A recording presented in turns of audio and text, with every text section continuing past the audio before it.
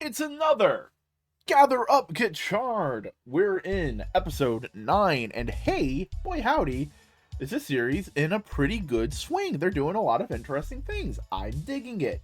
It's not groundbreaking, but it is fun. And sometimes that's all you need. Just something simple and fun to have in your week. So what's going to happen this week? Well, it's time for a field trip. So, everyone's excited for it. It's that typical anime trope. Hotaro's excited for it. And the little group that forms is Hotaro, Rine, and Hotaro's cryptid friend, the guy who likes like Bigfoot and shit, you know, who's going after monsters and everything. That's fun. That's neat, right? So they start going on the trip, and Hotaro's sad because like he's like, no, this is a school trip, and I need to. No alchemy. It's very interesting just seeing like what he thinks the rules are, and it's just like that's you don't need to do that. But this is a school trip. I shouldn't be bringing alchemy with me. Why? Because that's not how it works. I'll get into these thoughts later, but it's fun. It's cute to see. So they're just hanging about, doing their field trip. And Hopper 1 came with them. He snuck into the bag, and it's like, oh, that's cute. That's adorable, you know, little semi-sentient puppy dog just following along, right? So they go, but while Hopper 1 is unleashed upon the world, the cryptid friend runs into another cryptid fan, and they start talking about the magazine he's carrying, and she goes like, oh, hey, yeah, no, I wrote to the magazine. That's the magazine where my letter got published, because it's an old one, right? And it's like, no way, I got published there too. And their letters to the editor are right next to each other, and they're like geeking out about monsters and things, and it's like really cute. And Hotaro and Rine are back away, and they're just peeking over. It's just like, is this happening? Is this really happening? And Hotaro's like, yeah, it is happening. I'm gonna help my bro out. I'm gonna help my dude. So they go to her job, which happens to be the like Edo samurai theme park thing that's in Kyoto, right? So they're looking for her, and Rine the whole time is just going like, what are we doing? What are we doing here? And just goofing off while they're doing the thing. They eventually find her. She was working at the haunted house, and they scare her, right? All that kind of stuff. Meanwhile, because we've been having a B-plot, teacher comes in to Hotaro and says like, oh, hey, by the way, evil sisters, they're fucking about. We need to figure out what to do with them. And they're like, oh, cool. Shit, I don't have any of my shit with me. They call up the other alchemy students and go like, hey, could you bring my shit to me? And they're like, on it, boss. They get on the motorcycle. This is the most motorcycle a season, like, I love how much motorcycle they're using in this season of Kamen Rider. I shouldn't have to say that, but it's nice. I think they finally figured out like the right loopholes to use, or like the right filming locations where they can get away with a lot more bike stunt work. Because that's the reason why that kind of stuff has gone away. It's not that they're lazy or like it takes too much money. It'd probably be way cheaper to do a lot more bike stunts than a lot more practical like fight stunts, right? But the problem is there's certain limitations of filming on motorcycles and filming in vehicles in Japan, as I'm aware, that they can't do as much as they would like. But I think they figured out a way to get around that. I think they figured out some neat things. Because we're seeing a lot more motorcycle, and it's fun. Right? Monster Guy has like a fun heart-to-heart with the girl. And they're hitting it off, but she runs away, and it's like, oh no, what's happening, right? Meanwhile, they get Hotaro gets all his cards right as the amalgam fucking grows big, and it's like, oh shit, fuck, I'm being hailed. Sorry, that was the hype machine calling, because they don't have their cards yet. Hotaro doesn't have the cards yet. So Rine's like, here, use these two. And he turns into a giant fucking Brave-esque robot and just fights it. It's great. It's just a giant kaiju fight in Kamen Rider. That's fun. They even do the whole Ultraman thing where like his chest light blinks when he's losing power. That's cute. That's fun. Real quick, that giant robot also reminds me a little bit of Soundwave from Transformers. Just the giant square chest. It's fun. It's a great form. Here's the question though.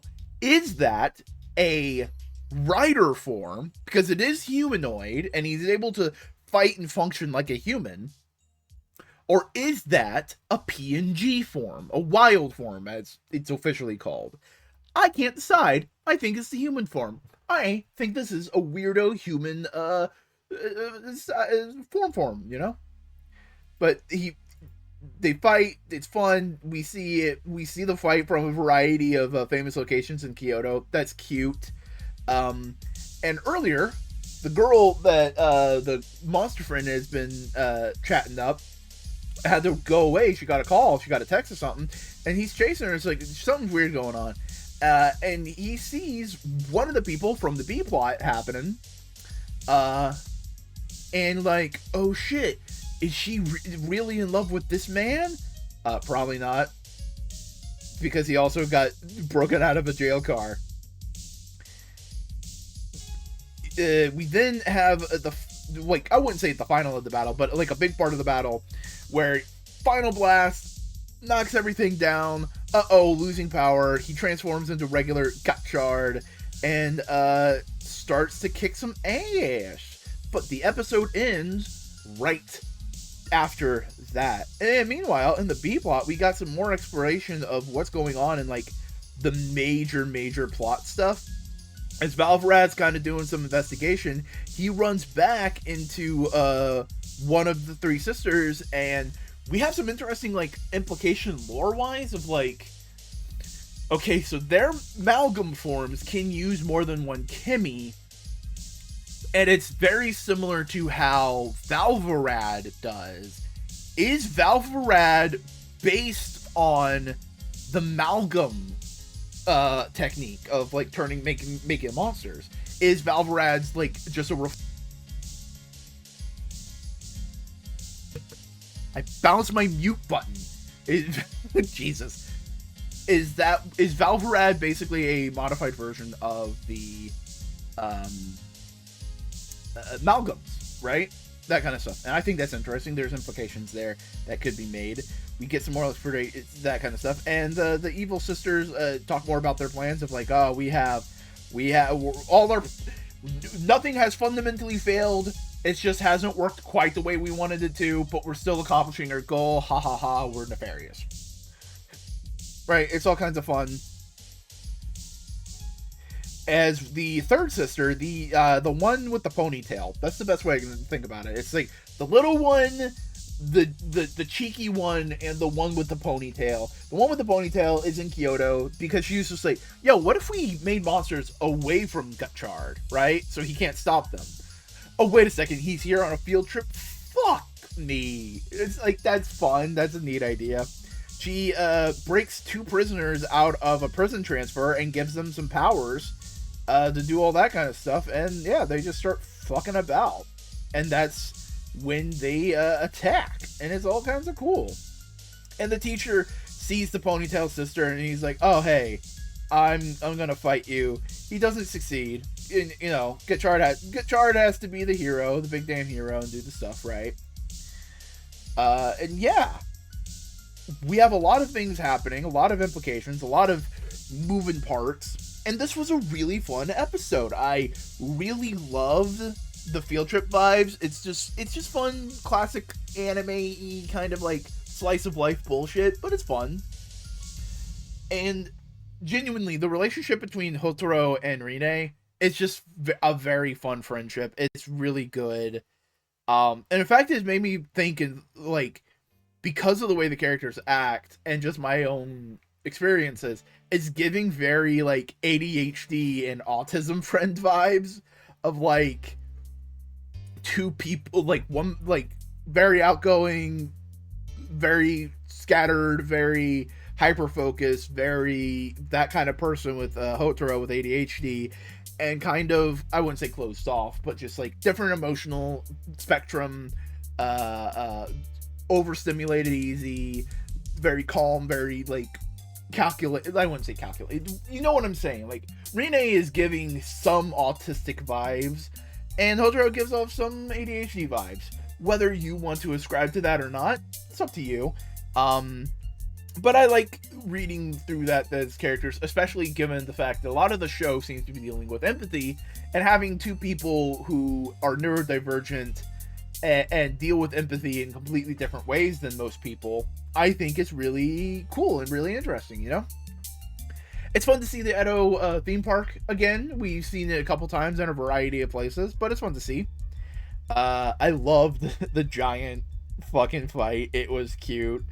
It was great just to see like Kamen Rider do like this other kind of big toku bombastic stuff. Overall, this was a really good, fun episode. Really just fun, bombastic episode. And I have a little bit of a side thought. If they ever do a live action Dan to Dan or the Dan, it's the one where they fight like cryptids. The cryptid guy could totally be in it. Totally could be in it. In the meantime, this is a YouTube video. If you liked it, you could like it. You could always leave a comment, please, and thank you. And subscribe to the channel. You can also follow me on a variety of social media platforms. Links to all those are in the description. Twitter, TikTok, Blue Sky, Tumblr, all those kind of things. You can join my Discord server. We hang out, we talk. We talk shit. We do that kind of stuff. And hey, if you like these videos and you would like to see me do that with other series, I currently am going through every episode of Ultraman Blazar weekly as Patreon exclusive videos. So as little as $1 a month on Patreon, you can go see those videos of Blazar. But now it is time for some comments. First up from Squirrelio. Maybe it's because I've been watching different translations, but I am absolutely confused about the tablet. Is it just a text-to-speech thing, or is it an AI a la Bano? Some episodes seem to lean one way and others another. Again, it could just be because I'm watching a different translation group's work every week. It's totally understandable, just because I don't think it's been 100% clear. I don't think it's an AI like Bano. I think it's like Siri or Alexa, you know? It's that kind of like dumb AI, and they're just able to like make it say some dumb jabs every once in a while as like jokes. That's how I've been interpreting it. I don't think it's a full like sentient AI thing. Next up from Fish Pop. The PNG forms still disappoint me, as they likely mean we'll never get a full suit form. I had a feeling the monster of the week was the dad. Hog Needle still looks cool and does new magician power shovel form.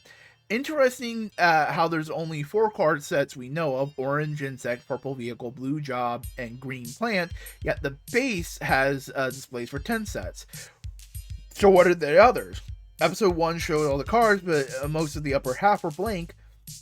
Likely as either the writers hadn't thought of those yet, or the identity of those cards would be a spoiler, though they could just all be the Legend Rider cards.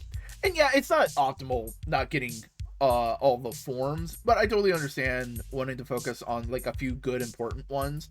And here's the PNG forms are so cute, they're so cool in their own way, you know, they're fun, and it's a way for, I think it's also just a way, like, remember the gun in the Wrestler G episode? It's a way for other characters to engage with the Kamen Rider powers without having to be a Kamen Rider themselves.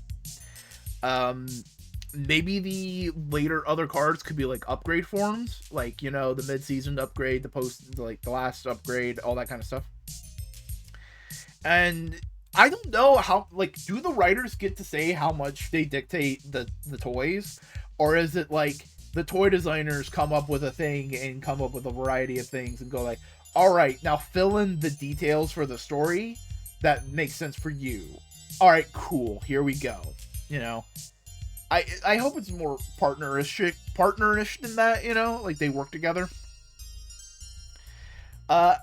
Next up, we have a couple comments from Slime Beast. I figured might as well do both of them because they're both big and, well, one of them's bigger than the other.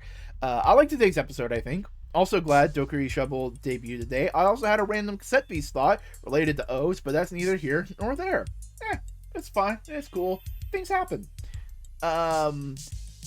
Actually had an interesting thought. I don't think the Alchemy Academy has been questioned for a long time before Gotchard showed up. Like when he solved the entire exam in an unexpected way, or when Wrestler G synergized with that one guy. And they don't seem to be against wiping the memories of their own former students. I think the AA are going to face heel turn, and it's going to be them trying to throw out Gotchard when all the Kimmies are captured. It's really incoherent. Sorry. Hey, never be sorry for that kind of stuff. Yeah, that's definitely an interesting thought, and I thought about how, like, the Alchemy Academy might be the bad guy, and, like, the sisters are going, like, they fucked everything up, we need to revolution, right? Maybe that's their mindset. They don't seem to be going that direction, but it could be a thing. And it's definitely parts of the, I have a feeling the Alchemy Academy that are, like, real centered around Gotchard right now will team with Gotchard and, like, work with him, while the greater Alchemy Academy will go, like, yeah, you have all the Kimmies now, wipe the kid's mind, steal the belt. Like, no, that's Hotaro. He's Hotaro. It's like his belt, you know. I know what's gonna happen. Like, prediction right here, right now. They gather up all the Kimmies partway through the season, and they're going, all right, cool, we did it. We did good, right? And the Alchemy Academy goes like, all right, cool. Mind wipe Hotaro, take the belt, fuck you. And all our immediate cast is like bummed out, and it's like, no, our friend, this sucks, right? But Hotaro just lives on with his life, but he's slightly depressed at school, and Rine is like worried about him, you know, because she's become his friend, and empathy is established, right? And Hopper 1 is sad because his friend's gone, and just Hopper 1 shows up, and Hotaro gets all of his memories back. It's just like, how could I forget this shit? What the fuck? And that's when, like, they're fighting against the Alchemy Academy. Maybe. Don't quote me on that, but I think it could be a thing that happens. And finally, from Esconde, I am curious what the three sisters' plan is, given the details that have been said, and is Mr. Kudo really still alive? Given this is Kamen Rider, I expect Hotaro's dream of a world where humans and Kimmies can live together will be realized eventually, but I do like that we see that there's still quite a ways to go before we reach that. Even if it's mostly to keep face, I love that Professor Minato does call Hotaro out on the consequences of his action. He still has to be evaluated on what they have in the moment.